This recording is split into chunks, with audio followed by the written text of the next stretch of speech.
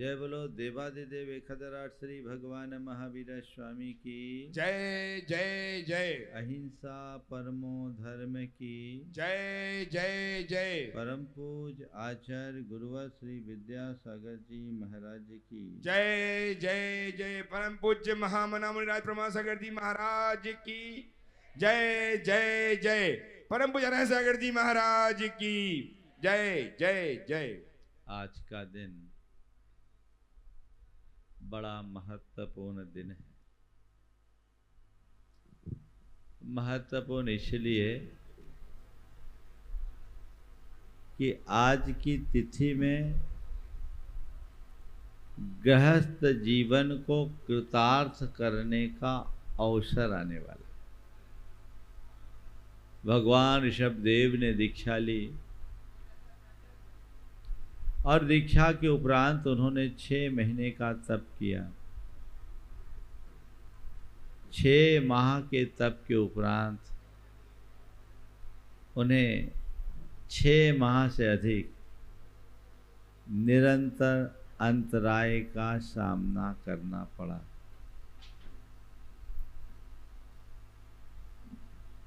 अक्षय तृतीया के दिन राजा श्रेयांस अपने भ्राता राजा सोम के साथ हस्तिनापुर में भगवान ऋषभदेव को आहार देने का सौभाग्य प्राप्त किया। कथा आप सबको पता है, मैं कथा के विस्तार में नहीं जाना चाहता, लेकिन आज के संदर्भ में 4 बातें आप सबसे जरूर करना चाहूँगा। भगवान को दीक्षा के बाद आहार लेने की क्या जरूरत?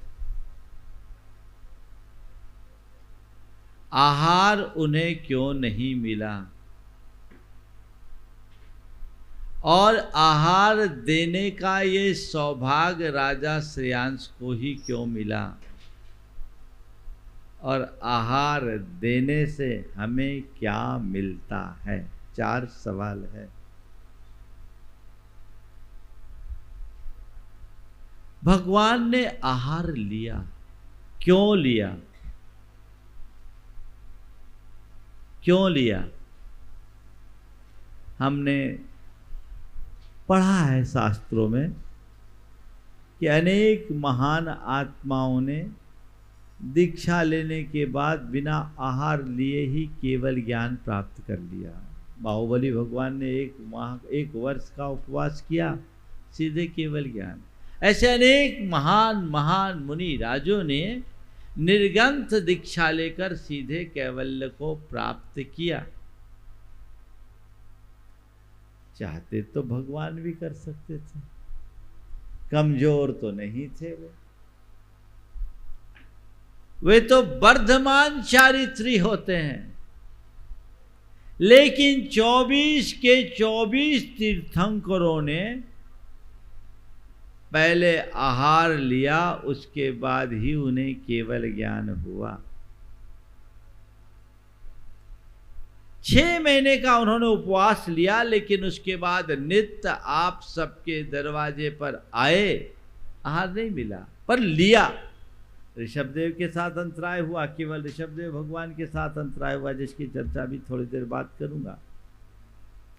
लेकिन सब तीर्थंकर भगवंतों ने आहार ग्रहण किया है, और एक बार ही नहीं, केवल ज्ञान के पूर्व जितनी जितनी बार प्रसंग आया उतनी बार, हर 6 महीने के अंतराल में 1 बार तो जरूर किया। क्यों लिया भगवान ने आहार? क्या भगवान का शरीर कमजोर था? क्या भगवान से भूख बर्दाश्त नहीं होती थी? क्या उनका सहननहीन था? क्यों? आपको पता है भगवान ने आहार क्यों लिया? भगवान ने आहार लिया श्रावकों का उद्धार करने के लिए। किसके लिए लिया? श्रावकों का उद्धार करने के लिए, क्योंकि गृहस्थ दान से ही शुद्ध होता है और गृहस्थ की शोभा भी दान से ही होती है। गही दानेन शुद्धति अगही दानेन शोभते। ऐसा नहीं करेंगे तो दान तीर्थ कैसे बढ़ेगा। इसलिए हर तीर्थंकर भगवंत ने आहार ग्रहण किया और इसी से तुम गृहस्थों का उद्धार हुआ, तुम्हारा मार्ग प्रशस्त हुआ। तो ये आहार दान की क्रिया कोई साधारण क्रिया नहीं है। आदि पुराण में और हरिवंश पुराण में भगवान ऋषभदेव के आहार का प्रसंग बहुत ही मार्मिक ढंग से निरूपित है। वहां जब भगवान का आहार हुआ तो आदि पुराण के अनुसार भरत चक्रवर्ती भाव विह्वल हो गया। उसने भरत राजा श्रेयांश को बिल्कुल गले लगा लिया और गदगद भाव से राजा श्रेयांश को कहा, हे श्रेयांश, भगवान में पूज्योसी कुरुराज तमद्दनः तम दान तीर्थ कृच्छ्रेयान महान पुण्य भागसी। हे राजा श्रेयांश, हे कुरुराज, इस घड़ी में तुम मेरे लिए तो भगवान की तरह पूज्य हो। तुम साक्षात दान तीर्थंकर हो, तुम दान तीर्थ कृत श्रेयान। हे श्रेयांश, तुम अब राजा नहीं रहे, तुम दान तीर्थंकर बन गए। कितनी बड़ी बात। महान पुण्य भागसी। चक्रवर्ती को अपना चक्रवर्तित्व व्यर्थ लगने लगा कि मैं कहने को चक्रवर्ती हूं, पर ऐसा छीन पुण्य और अभागा कि भगवान को आहार नहीं करा सका, तो मुझसे आगे निकल गए। क्या संज्ञा दी? दान तीर्थ, तीर्थंकर। तो पहले दान तीर्थ प्रवर्त होता है, बाद में धर्म तीर्थ। तीर्थंकर भगवंत जब तक केवल ज्ञान नहीं होता तब तक कोई धर्मोपदेश नहीं देते, कोई धर्मोपदेश नहीं देते। और धर्मोपदेश के अभाव में लोग आहार देना जानते नहीं थे। भगवान आहार को निकलते, लोग अपनी निधियां दिखाते, पर भगवान को तुम्हारी निधि से तो कोई प्रयोजन नहीं था। उन्हें केवल अपनी विधि चाहिए थी, वो विधि खोज रहे थे, तुम निधि दिखा रहे थे, बात बन नहीं पा रही थी। इस विधि का ज्ञान हुआ राजा श्रेयांश को। और राजा श्रेयांश को विधि का ज्ञान कैसे हुआ? 10 भाव पहले उसने श्रीमती की पर्याय में आहार दिया था। 10 भाव पुराना संस्कार आज भी अंकित था, और उसका कहीं जाति स्मरण का उल्लेख आता और कहीं सपने की बात आती है। 10 भाव पुराना संस्कार जागा और उन्हें समझ में आ गया कि मुनि को आहार नवधा भक्ति पूर्वक किस भांति दिया जाता है। उस संस्कार से उत्प्रेरित होकर उन्होंने भगवान की विधि मिलाई और आहार देने का सौभाग्य पाया। और तब से दान तीर्थ की प्रवृत्ति हुई। अगर धर्म तीर्थंकर भगवान ऋषभदेव हैं तो दान तीर्थंकर राजा श्रेयांश है।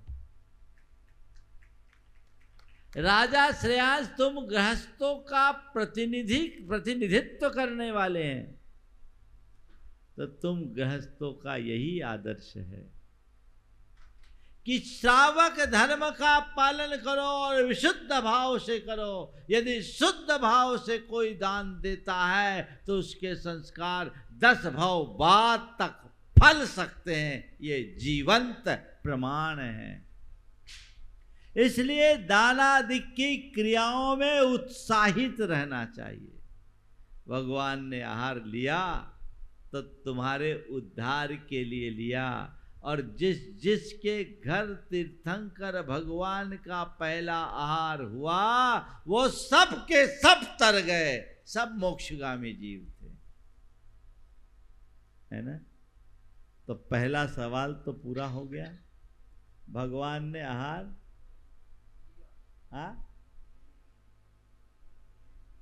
त्रियांश में भी अनुमोदन, अभी आ रहा हूं, वो तो लास्ट में बोलूंगा। पहला सवाल क्या था? भगवान ने आहार क्यों लिया। दूसरा सवाल, राजा श्रेयांश को ही ये सौभाग्य क्यों मिला, है ना। तो राजा श्रेयांश ने 10 भव पहले दान दिया था, उस संस्कार के कारण उन्हें आहार देने का सौभाग्य मिला। इसका तात्पर्य केवल यही है कि आहार दान केवल सुपात्र के लाभ से देने का अवसर नहीं मिलता। आहार दान देने का अवसर केवल सुपात्र के लाभ मात्र से नहीं होता। ये सुअवसर तभी मिलता है जब किसी का सौभाग्य जागता है।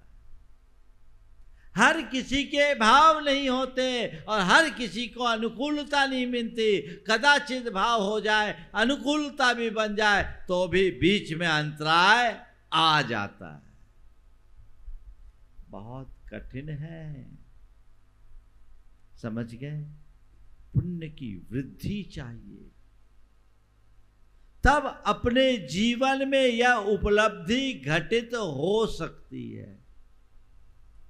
तीसरा सवाल, 6 महीने तक भगवान को आहार क्यों नहीं मिला? क्या लोग देना नहीं चाहते थे? देना तो चाहते थे पर देना नहीं जानते थे। ये तो बहिरंग कारण हुआ। लोगों को विधि का ज्ञान नहीं था, देना नहीं जानते थे, दिया नहीं। तो चलो, लोग नहीं जानते थे, मानव सभ्यता की शुरुआत हुई थी, कर्म भूमि की शुरुआत थी। लोग देना नहीं जानते थे तो कम से कम इंद्र ही आकर के बता देता। उस इंद्र को देखो, उसकी बुद्धि में कुछ नहीं दौड़ रहा। उसे ये तो लग गया कि भगवान 83 लाख पूर्व बीत गए, अभी भी राज सिंहासन पर बैठे हैं, इनको दीक्षा दिलवाओ, नहीं तो लोगों का कल्याण कैसे होगा। सो नीलांजना को भेज दिया, मरणासन अल्पायु नीलांजना को, और नीलांजना का नृत्य देख देख कर, नृत्य करते करते नीलांजना की मृत्यु हुई। उस मृत्यु को देख कर भगवान के जीवन की नश्वरता का बोध हुआ, उनने दीक्षा लिया। कल आप लोगों ने दृश्य देखा, भगवान को वैराग्य तो करा दिया, दीक्षा तो दिलवा दी, पर उसके दिमाग में ये क्यों नहीं आया 6 महीने हो गए, भगवान को आहार क्यों नहीं हो रहा है। जाके वो तो बता सकता था, क्यों नहीं किया।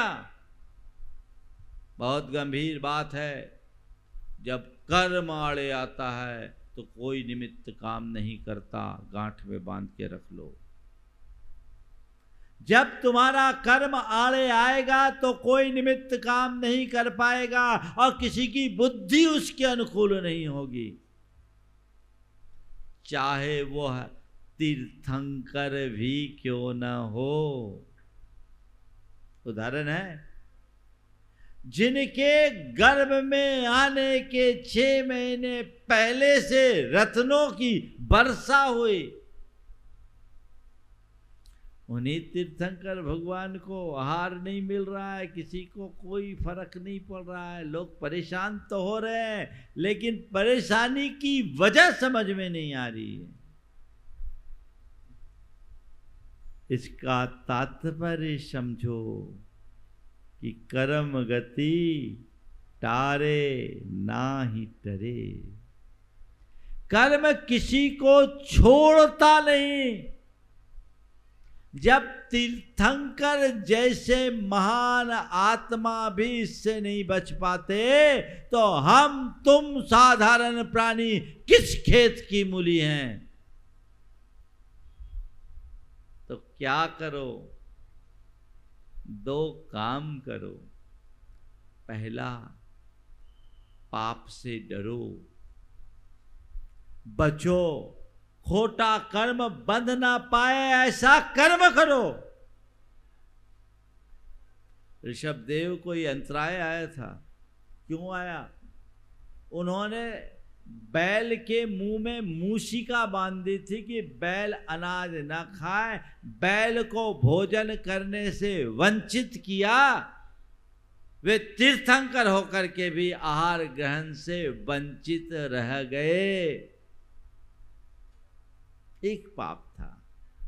तुम रोजमर्रा की जिंदगी में कितने कितने लोगों को कैसा कैसा व्यवधान करते हो, कितना कितना अंतराय डालते हो, उन्हें परेशान करते हो, उनका दमन करते हो, उनका शोषण करते हो, उन्हें कई प्रकार से क्षति पहुंचाते हो। सोचो उस कर्म को कौन भोगेगा? कभी ख्याल आता है जब मनुष्य अपने चतुराई के बल पर किसी को उल्लू बनाता है तो उसकी आंखें चमकती है कि देखो आज मैंने अपना उल्लू सीधा कर लिया। पर मैं कहता हूँ ऐसा आदमी सीधा उल्लू ही बनने वाला है और कुछ नहीं। उल्लू बनने वाला नहीं, मेरी नज़र में तो बन चुका है। क्योंकि जिसे अपने हिताहित का विवेक नहीं है वो उल्लू ही है। विचार करो हम क्या कर रहे हैं 24 घंटे में। अपनी होशियारी को दिखाने के चक्कर में हम अपने आप का कितना नुकसान कर बैठते हैं।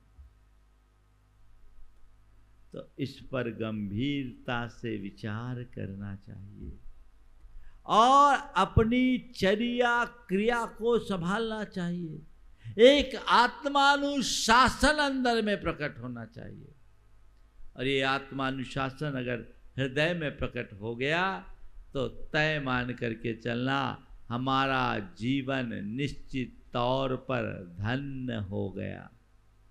ये कोशिश, ऐसा प्रयास निरंतर बढ़ना चाहिए, उत्तरोत्तर होना चाहिए। जब भगवान भी अंतराय से नहीं बच पाए, भगवान भी कर्म से नहीं बच पाए तो हम तुम की क्या विचार। एक बात तो कर्म करने से डरो और दूसरी बात महाराज जो अतीत में कर चुके हैं, कर्मोदय आ रहा है, उससे भी तो बचने का कोई उपाय बता दो, है ना। जो कर्म हम कर चुके उससे बचने का उपाय, उससे बचने का एक ही उपाय है, उससे भिड़ो मत, समता से स्वीकार करो। कर्म से लड़ो मत। कर्म से लड़ोगे तो पिट जाओगे और कर्म को स्वीकार लोगे, कर्म सरेंडर हो जाएगा। जीवन में कैसे भी कर्म का उदय आए उसे स्वीकार करो। यह सोचकर स्वीकार करो अभी मेरे कर्म का उदय है, टल जाएगा। और कर्मोदय की ये जो मार है वो बाहर है, भीतर नहीं। कर्म मुझे क्षति नहीं पहुंचाता, कर्म से क्षति पहुंचेगी शरीर पर, कर्म से क्षति पहुंचेगी संपत्ति पर, कर्म से क्षति पहुंचेगी परिवार पर, और कर्म से क्षति पहुंचाएगा हमारे संबंधों पर, हमारी छवि पर। लेकिन मेरी आत्मा पर कर्म का कोई जोर नहीं चल सकता, क्योंकि मैं अजर अमर अविनाशी हूं। कर्म आया है, सहज स्वीकार। दब्बे भुजन्ते नीमा जाये दिशुहम च दुखम च तमसु दुःखमुदिन्नं वेददियद् निज्जरम जादि। भगवान ऋषभदेव नहीं सोचे कि अरे भगवान, अब भगवान तो खुद ही थे, किसको याद करते हैं, लेकिन ये किस कर्म का उदय आ गया, ये कर्म हमें परेशान कर रहा है, क्या होगा। उन्हें पता था कि ये कर्म पहली बार परेशान नहीं कर रहा है, सबसे बड़ा दुश्मन है, और दुश्मन किसी का सत्कार नहीं करता, दुश्मन तो परेशान ही करता है। जन्म जन्मांतरों से इस कर्म ने मुझे परेशान किया है, अब मैं उसकी जड़ उखाड़ने को तत्पर हुआ हूँ, तो थोड़ा वो परेशान होगा ही, और मुझे परेशान करने की कोशिश कर रहा है, पर मुझे उससे प्रभावित नहीं होना है। जो तत्व ज्ञानी होता है वो कर्मोदय में अविचलित रहता, स्थिरता रखता, उससे परेशान रंच मात्र भी नहीं होता। तो कर्मोदय में परेशान न हो, कर्मोदय में स्थिरता रखें। थोड़ी थोड़ी बातों में आप लोग टूट जाते हो। थोड़ी सी बीमारी आई, थोड़ी सी विपत्ति हुई, थोड़ा सा वियोग हुआ, थोड़ी सी विसंगति हुई, विचलित हो गए, कहाँ जाओगे। कहीं गुहार करो, कोई ठौर नहीं, कोई ठिकाना नहीं। कई बार लोगों के साथ होता है, 70 मड़िया पूज लेने के बाद भी हाल वही का वही होता है, मन टूटता है। नहीं, सामना करना सीखिए समता के साथ, स्थिरता पूर्वक।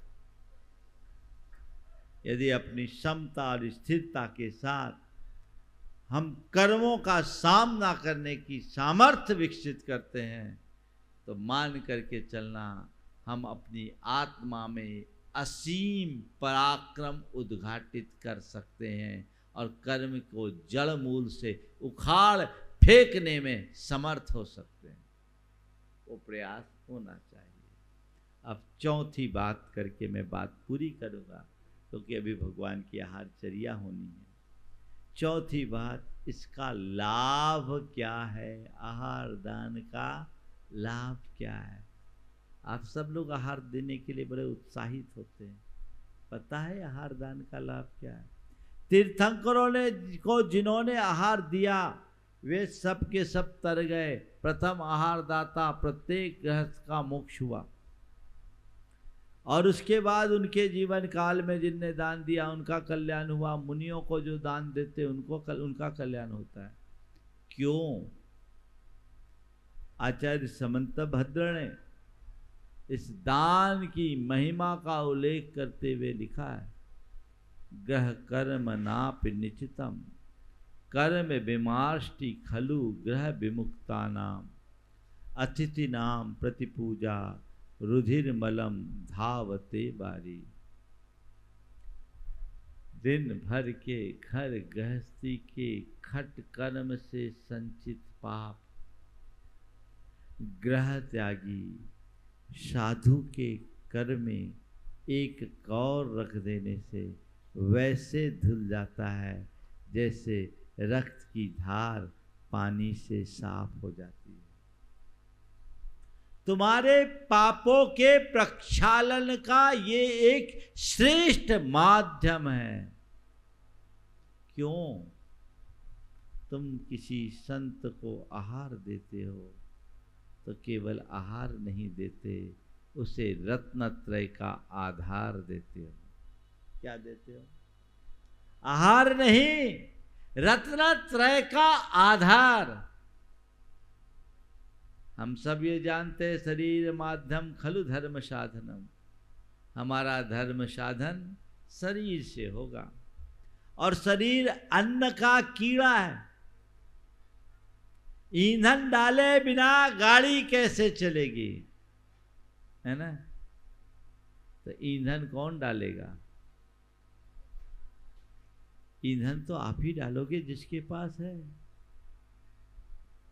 तो ये गृहस्थ डालता ईंधन जिससे शरीर को आधार मिलता है, और जब शरीर को आधार मिलता है तब साधु अपना धर्म ध्यान कर पाता है। इसलिए कहते हैं तुमने आहार नहीं दिया, आहार के बहाने साधु को रत्नत्रय का दान दिया, उसके धर्म ध्यान का आधार दिया। और साधु जो त्याग तप साधना करता है, तुम्हारे द्वारा दिए गए अन्न के बदौलत करता है, तो उसका पुण्य भी तुम्हें रिटर्न मिलता है, जो तुम्हारे पाप का प्रक्षालन करता है।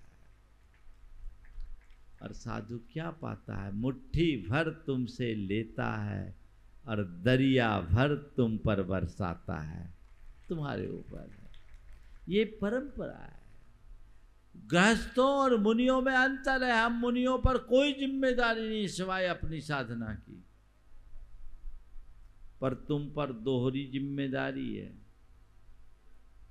एक अपने कुटुंब का पालन करना और दूसरा धर्मात्माओं को संरक्षण देना। ये जिम्मेदारी तुम्हारी है ना।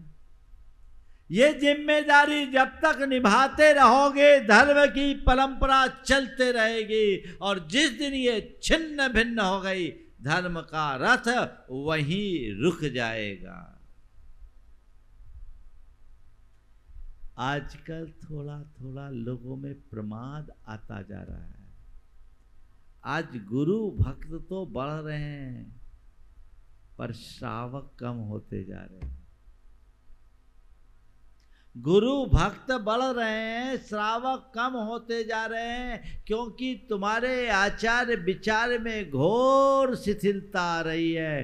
तुमने अपने खान पान को इस कदर बिगाड़ लिया कि अगर कोई साधु आ जाए तो उसे आहार कराना भी तुम्हारे लिए बड़ा जटिल लगने लगा है। अरे साधु का नाम सुनते ही और आहार दान का मौका आते ही तुम्हारा रोम रोम हर्षित होना चाहिए, क्योंकि ये तुम्हारे जीवन का अपूर्व अवसर है। लेकिन आजकल हाथ पांव ढीले हो जाते हैं। किसी असंयमी को भोजन कराना है तो उसके लिए 56 भोग है, और साधु को नीरस भोजन कराने में भी हाथ पांव ढीले क्यों पड़ते हैं? ये तुम्हारा प्रमाद है, आलस्य है। इस आलस्य से मुक्ति होनी चाहिए, उत्साहित होना चाहिए।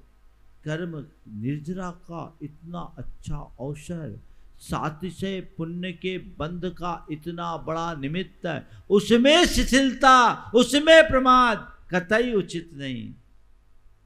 दान की परंपरा धर्म की परंपरा को आगे बढ़ाती है। इसलिए धर्म को चिरंजीवी बनाए रखना चाहते हो तो दान देने के लिए उत्साहित बने रहिए। उसमें कोई कोर कसर नहीं, प्रमाद त्यागना चाहिए। तब मुझे बड़ा आश्चर्य होता है सुनकर, तकलीफ भी होती है। किसी गांव में साधु आ जाए, हमारे साथ तो ऐसा नहीं होता, लेकिन इक्का दुक्का साधु कभी आ जाए, 200 400 घर की समाज है, और वहाँ आहार देने में लोगों के लिए लगता है चिंता होती, कहाँ और होगा, कहाँ होगा, आहार कौन कराएगा। तुम्हारे यहाँ कोई साधु आता है तो तुम चिंता करते आहार कौन कराएगा, और बुंदेलखंड में जाकर देखो, वहाँ कोई साधु आता है तो पूछा जाता है, अभी ताली मत बजा, पूरी सुन लो।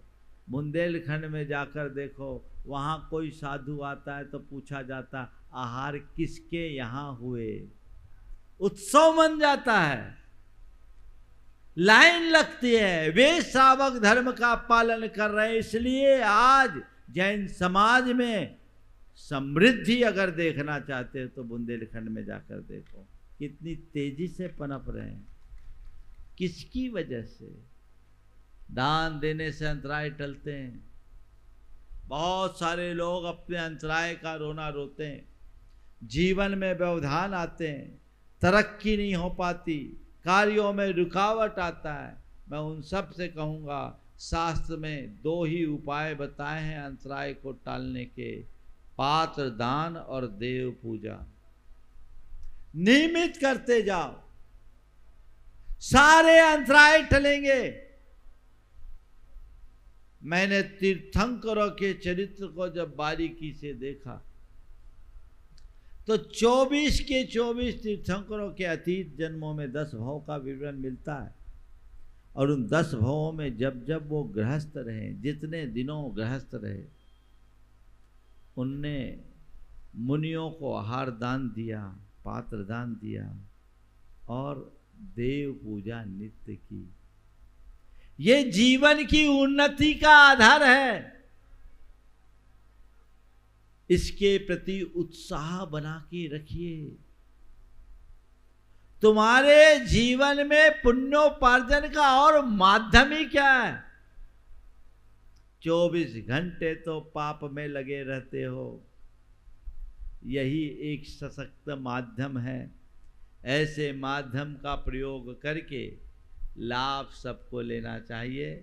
तीर्थंकर भगवंतों के आहार की जो प्रक्रिया है उसके पीछे का यही एकमात्र कारण मुझे दिखता है। मैं देख रहा हूँ समय होने को है, शायद अब भगवान के आहार को निकलने की तैयारी। कितनी देर है देखो, आ गए, रेडी है? हाँ ठीक है, तो अब तैयारी है, तो इसलिए मैं अधिक बात नहीं करूँगा। अभी बीच में जब तक भगवान का आहार चलेगा आपको रनिंग कमेंट्री भी सुनने को मिलेगी, मुनि की आहारचर्या क्या होती है, ये बहुत। लेकिन आज एक बात मैं आप सबसे कहूँगा, जितने लोग भी आहार देंगे, भगवान को आहार देना है, कम से कम आहार देने की पात्रता तो घटित करेंगे। पात्र बनकर आहार देंगे तभी आपको इसका लाभ होगा। जितने लोग आहार देने वाले हैं वे आजीवन रात्रि भोजन का त्याग करें, मद्य मांस और मधु का परित्याग करें। हाँ, जो बच्चे हैं, स्टूडेंट हैं और जो प्रोफेशनल्स हैं, जिनके कारोबार कुछ इस तरीके से हैं जिन्हें मजबूरी में रात में खाना होता है, वे अपनी मजबूरी हमसे यहाँ आकर के प्रकट करेंगे, आशीर्वाद लेंगे, उसके बाद आहार देंगे। उसके बिना आजीवन रात्रि भोजन के त्याग और मद्य मांस मधु के त्याग से रहित लोग भगवान को आहार नहीं देंगे। जिनकी बड़ी दुविधा है, जो रात्रि भोजन नहीं छोड़ पा रहे हैं, हम लोगों को आहार दे के अपना पुण्य बढ़ा लेंगे, फिर भगवान को आहार देंगे। त्रिलोकीनाथ को आहार देने वाले के लिए तो इतना आवश्यक ही है, ये करना ही चाहिए। इतना सा हाँ, इतना सबको करना ही है, ये करेंगे। और अभी भगवान आहार के लिए निकल रहे हैं। आहार दान की व्यवस्था में वहाँ भीड़ बिल्कुल नहीं करेंगे। पड़गाहन में केवल परिवार खड़ा होगा, अलग अलग ग्रुप में खड़े होंगे। और आहार दान की प्रक्रिया में वहाँ अभी भीड़ नहीं बढ़ाएंगे। परिवार के प्रमुख सदस्य, राजा रानी, राजा श्रेयांश, राजा सोम और दोनों की धर्मपत्नी, सबसे पहले ये 4 लोग आहार देंगे। इन 4 को आहार देने के उपरांत हमारी बहनें जो व्रती हैं वो 5-6 जो हैं वो आहार देंगे। हमारे ब्रह्मचारी आहार देंगे, क्योंकि ये चौके वाले हैं। 6-7 लोग जिनका चौका लग रहा है, जो चौका लगा रहे वो। उसके बाद शेष लोग बारी बारी से परिवार के, और परिवार के आहार के बाद और लोग। लेकिन जिनके नियम है वे, जिनको कोई दुविधा है, रात्रि भोजन के त्याग में अशुभता है, बच्चे जो पढ़ाई कर रहे हैं उनके लिए मैं करूँगा, लेकिन वे और दूसरा कोई नियम अपने इच्छा से ले लेंगे, संकल्प लेंगे। और जिनको दुविधा है अभी हमारे पास आ जाएंगे। अभी भगवान का पड़गान